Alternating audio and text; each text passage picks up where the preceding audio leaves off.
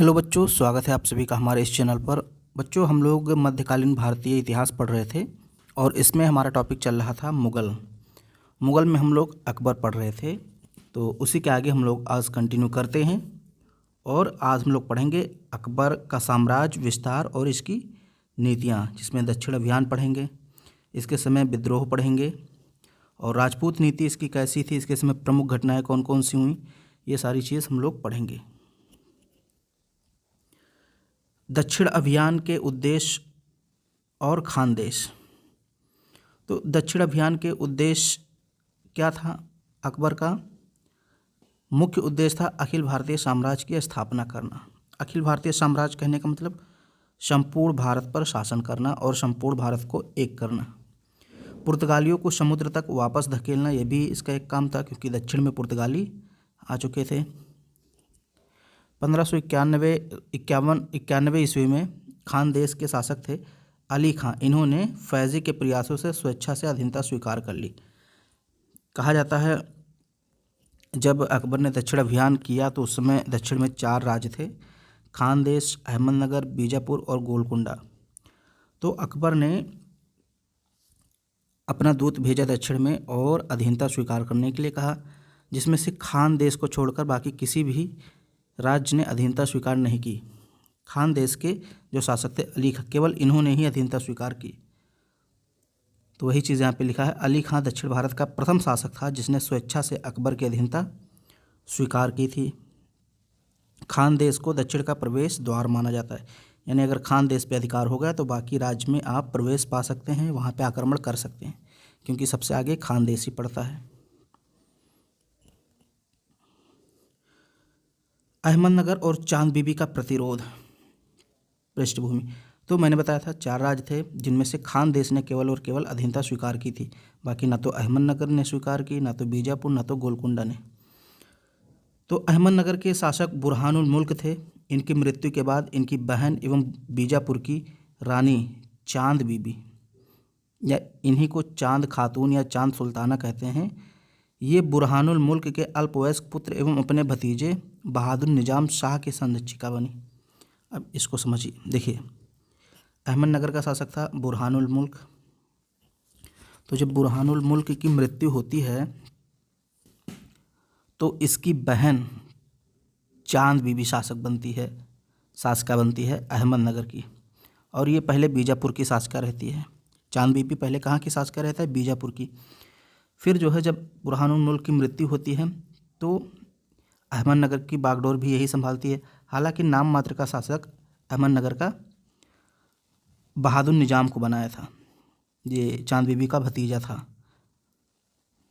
शासक एक प्रकार से नाम मात्र का कौन था? बहादुर निजाम, लेकिन पूरी बागडोर, पूरी शक्ति किसके हाथ में थी? चांद बीबी के हाथ में। चांद बीबी को अहमदनगर में हफ्सी गुट का समर्थन प्राप्त था, लेकिन वजीर मियाँ मंझू ने मुग़लों को अहमदनगर पर आक्रमण करने के लिए आमंत्रित किया। तो याद रखिए किसने आमंत्रित किया था? जो अहमदनगर के वजीर थे यानी प्रधानमंत्री थे, मियाँ मंझू। मियाँ मंझू ने मुग़लों को अहमदनगर पर आक्रमण करने के लिए आमंत्रित किया। शहजादा मुराद और अब्दुल रहीम खान खाना को भेजा गया। 1595 से 1597 ईस्वी के बीच अहमदनगर को जीतने का प्रयास किया गया, लेकिन कहा जाता है चांद बीबी ने कड़ा प्रतिरोध दिया और डटकर सामना किया, हार नहीं मानी, और अंत में 1596 में चांद बीबी ने मुग़लों से एक संधि की। संधि हुआ और कहा जाता है कि चांद बीबी ने मुग़लों को बरार का प्रदेश दे दिया एवं बहादुर निजाम शाह को अहमदनगर का शासक स्वीकार कर लिया गया। अहमदनगर का पतन और चांद बीबी की मृत्यु। 1597 ईस्वी में चांद बीबी के नेतृत्व में अहमदनगर, बीजापुर और गोलकुंडा की संयुक्त सेना तथा अब्दुल रहीम खान खाना के नेतृत्व में मुग़लों की संयुक्त सेना के मध्य सूपा का युद्ध हुआ। याद रखिए, सूपा का युद्ध या इसी को सोमपत का युद्ध कहते हैं। ये कब हुआ? 1597 ईस्वी में।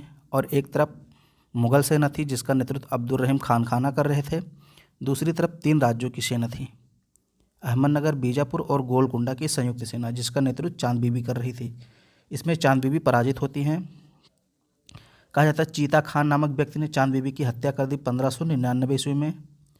1600 ईस्वी में मुगलों को बरार, दौलताबाद, बालाघाट, अहमदनगर दुर्ग प्राप्त हो गए, लेकिन अहमदनगर राज अभी भी प्राप्त नहीं हुआ था। मतलब अहमदनगर दुर्ग जो प्राप्त था वो प्राप्त हो गया था। ध्यान दीजिए, दौलताबाद अकबर ने जीत लिया, बालाघाट जीत लिया, अहमदनगर का जो दुर्ग था यानी किला था वो प्राप्त हो गया था, लेकिन पूरा का पूरा अहमदनगर राज अभी प्राप्त नहीं हुआ था और समाप्त भी नहीं हुआ था। अकबर ने अहमदनगर अभियान में सेना शहजादा मुराद एवं अब्दुल रहीम खानखाना के नेतृत्व में भेजी, लेकिन बाद में दोनों में मतभेद हो गया। तो मुराद 1597 ईस्वी में मुराद की मृत्यु हो जाने पर अबुल फजल एवं दानियाल को भेजा। ठीक है, तो यहाँ पे समझ लीजिए, सबसे पहले किसको भेजा गया? मुराद एवं अब्दुल रहीम खानखाना को। फिर दोनों में झगड़ा हो जाता है, तो अब्दुल रहीम खानखाना को वापस बुला करके अबुल फजल को भेजा जाता है। फिर मुराद की भी मृत्यु हो जाती है, तो अबुल फजल तो वहाँ है ही, उसके साथ दानियाल को भेजा जाता है। फिर बाद में स्वयं अकबर भी जाता है। अब यहाँ एक इम्पॉर्टेंट चीज़ याद रखिए, अहमदनगर का मुग़ल साम्राज्य में विलय शाहजहाँ ने 1633 ईस्वी में किया था। ठीक है, ये चीज़ याद रखिएगा। अहमदनगर का मुग़ल साम्राज्य में पूरी तरीके से विलय किसने किया? पूरी तरीके से विलय किया था शाहजहाँ ने 1633 ईस्वी में। अब ये इम्पॉर्टेंट चीज़ है, अकबर के शासनकाल में ये घटना जो घटी थी, असीरगढ़ की विजय 1601 ईस्वी में असीरगढ़ की विजय की थी अकबर ने, और ये अंतिम विजय थी अकबर की। अकबर की अंतिम विजय क्या थी? 1601 ईस्वी में असीरगढ़ की विजय। यहाँ का शासक मीरन बहादुर था। यहाँ का शासक कौन था? मीरन बहादुर। इसको अकबर पराजित करता है, और कहा जाता है असीरगढ़ के किले को अकबर ने सोने की चाबी से खोला था, सोने की कुंजी से खोला। दुर्ग के किलेदार को रिश्वत दी गई थी। ठीक है, जो दुर्ग का रक्षक था उसको रिश्वत दे करके और अकबर ने सोने की कुंजी बनवाई थी, चाबी बनवाई थी, उसी से असीरगढ़ के किले का द्वार खोला गया। अकबर ने नाम परिवर्तित कर दिया इसका, और असीरगढ़ का नाम बदलकर धन देश रख दिया। धन देश मतलब यहाँ से बहुत ज़्यादा धन प्राप्त हुआ था, और दानियाल के नाम पर खानदेश का नाम धन देश रखा। तो दो जगह का नाम धन देश रखा गया, एक तो असीरगढ़ का नाम रखा गया धन देश, और एक खानदेश का नाम भी धन देश रखा गया। असीरगढ़ विजय के उपलक्ष्य में अकबर ने बाज का अंकन स्वर्ण सिक्का चलाया।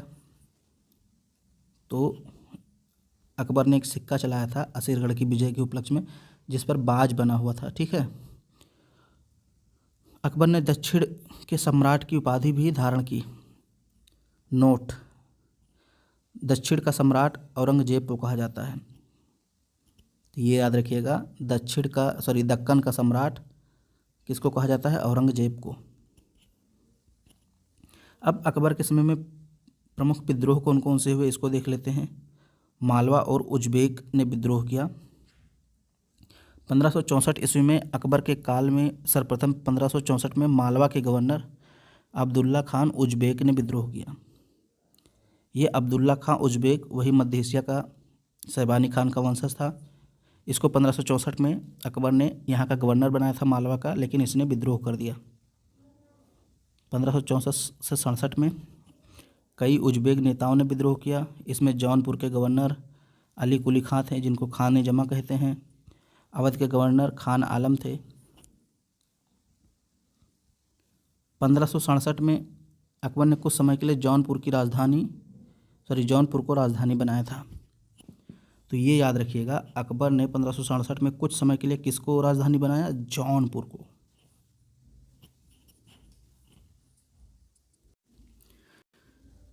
मिर्जा हाकिम और कबायली विद्रोह। अब इसमें जो है मिर्जा हाकिम का विद्रोह बहुत इंपॉर्टेंट है। ये इसका एक प्रकार से सौतेला भाई था, तो ये काबुल का शासक भी था। उज्बेक विद्रोह से उत्साहित होकर अकबर के सौतेले भाई काबुल के गवर्नर मिर्जा हाकिम ने 1566-67 में पंजाब पर आक्रमण कर दिया। मिर्जा हाकिम से राजद्रोहात्मक पत्र व्यवहार के कारण अकबर ने दीन अशरफ शाह मंसूर को मृत्युदंड दिया।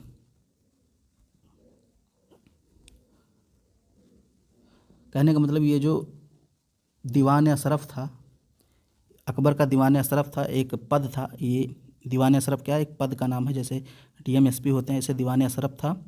तो उस व्यक्ति का नाम था शाह मंसूर। दीवान अशरफ के पद पर कौन था, शाह मंसूर। और इसने मिर्ज़ा हाकिम से पत्र व्यवहार किया था, यानी कुछ संदेश का हेर फेर किया था। कहने का मतलब बातचीत किया था पत्र के जरिए। उसमें टेलीफोन तो होता नहीं था, तो पत्र के जरिए ही बातचीत होता था। तो इससे अकबर क्रोधित हुआ और इनको मृत्युदंड दे दिया था। अफ़गान और यूसुफजई 1585-86 में अफ़गान बलूचियों ने जलाल खां के नेतृत्व में विद्रोह कर दिया। अफ़गान बलूचियों ने किसके नेतृत्व में विद्रोह किया, जलाल खां के नेतृत्व में। और ये रोशनिया संप्रदाय से माने जाते हैं। रोशनिया संप्रदाय जैसे सूफी संत का एक संप्रदाय था, सूफी संतों का एक समूह था रोशनिया संप्रदाय। जैसे चिश्ती हैं, नक्शबंदी हैं, सत्तारी हैं,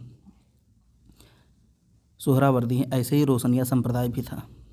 तो इसके अनुयायी जलाल खां थे, इन्होंने विद्रोह कर दिया। यूसुफजई अब्दुल्ला उज़्बेक के विद्रोह को जौना खां एवं बीरबल ने दबा दिया था। तो यूसुफजई अब्दुल्ला उज़्बेक के विद्रोह को किसने दबाया था, जौना खान और बीरबल ने। हालांकि इस विद्रोह का दमन करते समय 1586 ईस्वी में बीरबल की मृत्यु हो गई। बीरबल कालपी का था, कालपी उत्तर प्रदेश में है, वहीं का रहने वाला था। और बीरबल का नाम था महेश दास। उत्तर पश्चिमी सीमा और लाहौर और कंधार की विजय 1585 से 98 ईस्वी के दौरान अकबर ने पश्चिमोत्तर में विद्रोहों के दमन व सीमा सुदृढ़ीकरण के लिए अपनी राजधानी लाहौर स्थापित की। और इस दौरान अकबर लाहौर में ही रहे। तो याद रखिए, अकबर की राजधानी वैसे थी फतेहपुर सीकरी, लेकिन कुछ समय के लिए जौनपुर को भी राजधानी बनाया, फिर लाहौर को भी राजधानी बनाया। कांधार विजय 1595 ईस्वी में। अकबर ने 1595 में कंधार को इसलिए जीता क्योंकि उत्तर पश्चिमी सीमा की उज़्बेक आक्रमण से सुरक्षा के लिए कांधार पर नियंत्रण आवश्यक था। ठीक है, तो कांधार से निरंतर आक्रमण होता रहता था मुग़लों पर, इसलिए कांधार को जीतकर वहाँ पे एक प्रकार से बड़ी सेना लगा दी गई ताकि उत्तर पश्चिम से उज़्बेक आक्रमण से सुरक्षा की जा सके। ईरान नीति। अब्दुल्ला उज़्बेक खां ने अकबर को ईरान का बंटवारा करने का प्रस्ताव रखा, किंतु अकबर ने प्रस्ताव ठुकरा दिया क्योंकि मजबूत ईरान का अस्तित्व उज़्बेकों की शक्ति पर नियंत्रण रखने के लिए आवश्यक था। सलीम का विद्रोह भी होता है। सलीम वही है अकबर का पुत्र जहांगीर, और अबुल फजल की हत्या। तो सलीम का विद्रोह 1599 ईस्वी में होता है और कहा जाता है सलीम ने पुर्तगालियों के साथ मिल करके षड्यंत्र किया था और इलाहाबाद में अपने आप को स्वतंत्र शासक घोषित कर दिया। बाद में सलीमा बानो बेगम ने पिता पुत्र में समझौता कराया। तो ये सलीमा बानो बेगम कौन है, ये अकबर की पत्नी है। हालांकि ये पहले किसकी पत्नी थी, सलीमा बानो बेगम पहले बैरम खान की पत्नी थी। तो बैरम खान की जब हत्या हुई उसके बाद अकबर ने सलीमा बानो बेगम से शादी कर लिया। और जब सलीम का विद्रोह होता है 1599 में अकबर के खिलाफ, तो अकबर और सलीम में समझौता कौन कराती हैं, सलीमा बानो बेगम। अबुल फजल की हत्या हो जाती है इसी दौरान 1602 ईस्वी में। सलीम ने 12 अगस्त 1602 को ओरछा सरदार वीर सिंह बुंदेला द्वारा अबुल फजल की हत्या करवा दी। तो कहा जाता है सलीम ने ही हत्या करवाई थी, किसके द्वारा, ओरछा सरदार वीर सिंह बुंदेला।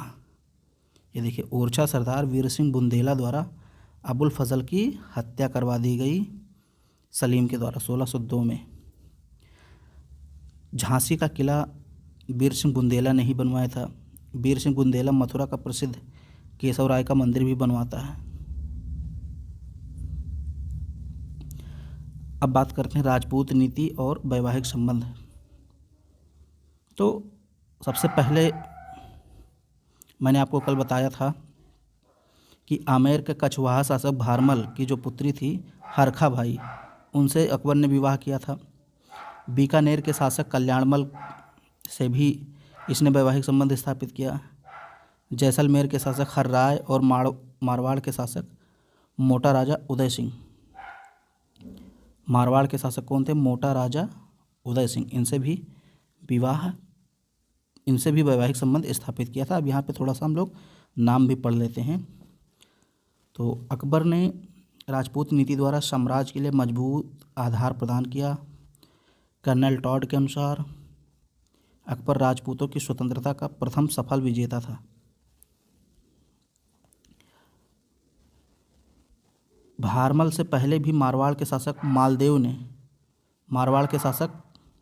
ने अपनी एक बेटी लाल बाई का विवाह सूर शासक इस्लाम शाह सूर से किया था।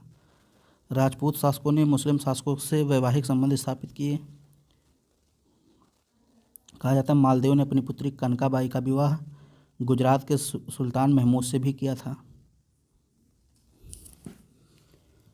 आमेर के साथ प्रथम संधि 1562, तो वही चीज़ है जो मैंने अभी आपको बताया। 1562 में अकबर के अजमेर जाते समय, जब अकबर अजमेर जा रहा था, ख्वाजा साहब की दरगाह पे, सलीम चिश्ती जो हैं उनकी दरगाह पे जब जा रहा था, तो आमेर के जो राजा थे, कछवाहा वंशी शासक थे, भारमल यानी जिनको बिहारीमल भी कहते हैं, रास्ते में अकबर से मिले और अपनी पुत्री हरखा भाई के विवाह का प्रस्ताव रखा और अकबर ने उस प्रस्ताव को स्वीकार कर लिया। तो भारमल की पुत्री हरखा बाई का विवाह किससे हो गया? अकबर से। बाद में इसी हरखा बाई को मरियम उज जमानी कहा गया। इस प्रकार भारमल ने स्वेच्छा से अकबर की अधीनता स्वीकार कर ली व अकबर ने आमेर से प्रथम वैवाहिक संबंध स्थापित किया। हरखा भाई से अकबर ने सांभर में विवाह किया। ये सांभर राजस्थान में है, वहीं पे विवाह हुआ हरखा भाई और अकबर का। अकबर ने भारमल के बेटे भगवान दास और पोते मानसिंह को मुगल सेवा में रख लिया। तो याद रखिए, भगवान दास कौन थे? भारमल के बेटे, और मानसिंह भारमल के पोते। तो यानी कि जो मानसिंह थे वो भगवान दास के बेटे थे।